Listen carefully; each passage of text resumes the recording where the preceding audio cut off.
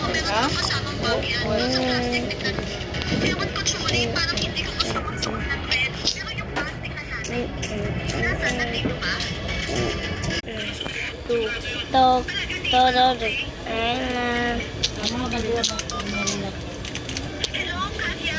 May problema ako. Pwede mo ba akong tulungan? Pwede ka ba pumunta sa bahay ko? Sabihin mo sa mami ko na ipadala sa taxi yung black top ko. Yung black jeans. Oo, ipadala sa taxi. Kasi may problema ako dito. Meron ako ng date mamaya. Nilahan ako ng girls ng mga dress pero hindi bagay sa akin. Kaya ngayon wala akong isusuot. Pwede bang ipadala ko sa taxi? Sabihin mo kay mami ko. Please, kailangan na kailangan mo. Okay, thank you. Sinave ko talaga.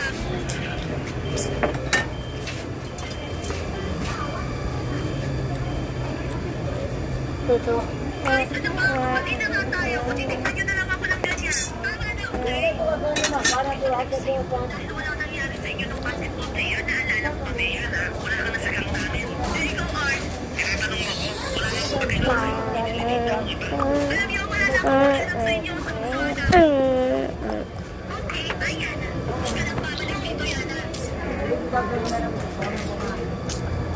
Yana, pwede ba kitang makausap? Pwede ba isa? Pumunta ka na sa basketball player mo. Walang babalik dito. Oo, Yana, ano yun? Sandali lang, ha? Diana, may date pa kayo ng basketball player mo?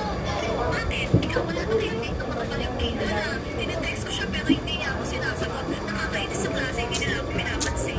Talaga, nakakainis naman yung ganyan. Diana, baka pwede kong kausapan si Smiley na kausap.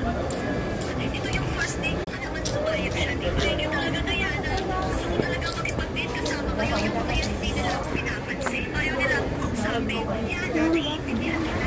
Tuto. Tak, tato, nala.